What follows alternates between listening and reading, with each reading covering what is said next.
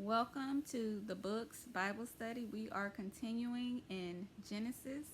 We're almost out. Genesis has 50 chapters. We are in chapter 38. Verse 1 reads, It came to pass at that time that Judah departed from his brothers and visited a certain Adulamite whose name was Hira. Adullam is also where King David hid in that cave from Saul, and those people that hid with him are known as the core of his mighty warriors. So Adullam is also where King David was. Verse 2, And Judah saw there a daughter of a certain Canaanite whose name was Shua, and he married her and went into her. So Judah separates from his brothers and finds himself friends, right, with an Adulamite and ends up marrying this Canaanite woman. Judah has now went against Abraham's wishes to not mingle his legacy with the Canaanites, right? Verse 3. So she conceived and bore a son, and she called his name Er. Verse 4. She conceived again and bore a son, and she called his name Onan.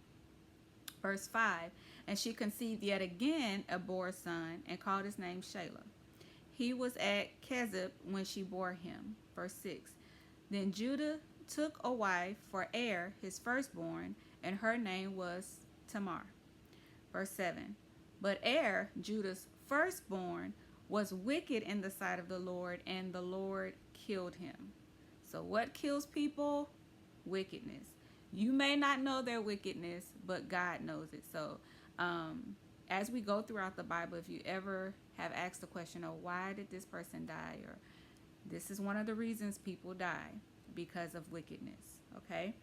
Verse 8, And Judah said to Onan, Go into your brother's wife and marry her and raise up an heir to your brother. Verse 9, But Onan knew that the heir would not be his.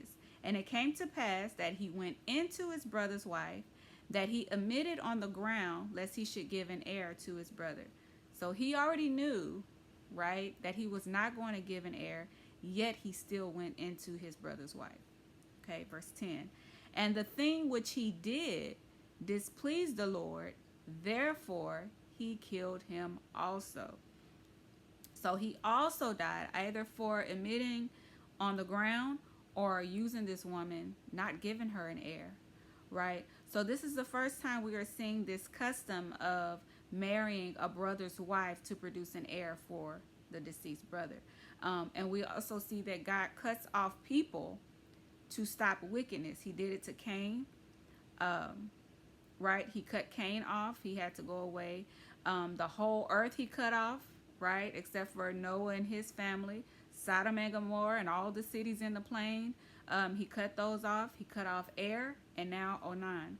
So these were directly set apart or either killed or moved away because of wickedness. Verse 11.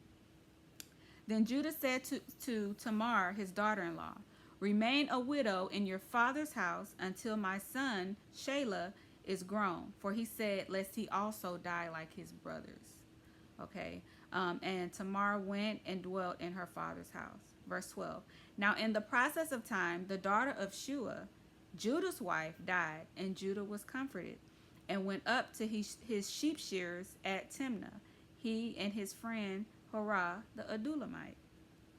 Verse 13. And it was told Tamar, saying, Look, your father-in-law is going up to Timnah to shear his sheep. So she took off her widow's garments, covered herself with the veil, and wrapped herself, and sat in an open place, which was on the way to Timnah. For she saw that Shelah was grown, and she was not given to him as a wife.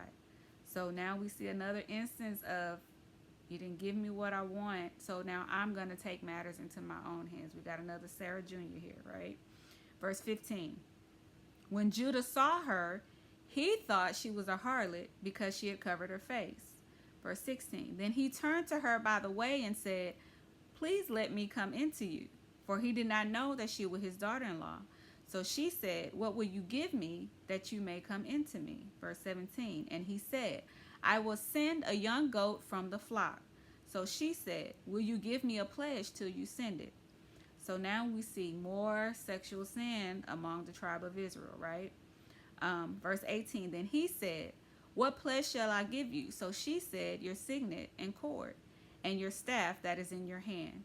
Then he gave them to her and went into her, and she conceived by him. I also want to make a note that these women know the promise of God that was said to Abraham, right? And I believe that these women really, really, really wanted to be the one to birth the next offspring, right? To fulfill the promises of God. And it seems like they're willing to go to any length to do that. Okay, verse 19. So she arose and went away and laid aside her veil and put on the garments of her widowhood. Verse 20. So we can tell that's all she wanted, right? She wanted that seed, that heir. Verse 20. And Judah sent the young goat by the hand of his friend the Adullamite to receive his pledge from the woman's hand, but he did not find her. Verse 21. Then he asked the men of that place, saying, where is the harlot who was openly by the roadside? And they said, there was no harlot in this place. Verse 22. So he returned to Judah and said, I cannot find her. Also, the men of the place said there was no harlot in this place. So her specific purpose was Judah, right? Verse 23. Then Judah said, let her take them for herself, lest we be shamed. For I sent this young goat, and you have not found her. Verse 24.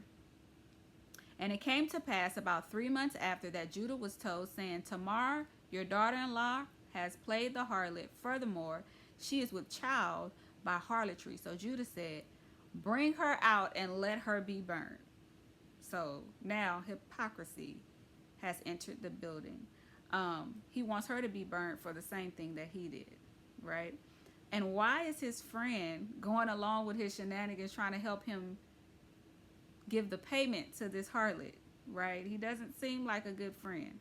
Verse 25. When she was brought out, she sent to her father-in-law, saying, by the child to whom these belong, I am with child. And she said, please determine who these are, the signet and cord and staff. Verse 26.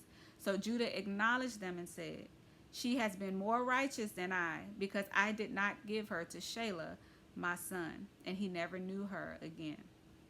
Verse 27. Now it came to pass at the time for giving birth that, behold, twins were in her womb. Verse 28. And so it was, when she was given birth, that the one put out his hand, and the midwife took a scarlet thread and bound it on his hand, saying, this one came out first. Verse 29. Then it happened, as he drew back his hand, that his brother came out unexpectedly, and she said, how did you break through? This breach be upon you. Therefore his name was called Peretz. Verse 30. Afterward his brother came out, who had the scarlet thread on his hand, and his name was called Zerah. So Judah separates from his brothers, right? He's compromised by marrying this Canaanite, and then his household is begin to be marked by wickedness, sexual sin, right? Hypocrisy, disobedience. And then God directly judges Er and Onan for their wickedness, showing us that he will cut off evil when he sees it. Judah fails Tamar, right? Forces his own will, and then condemns her for the same sin that he is committing, right?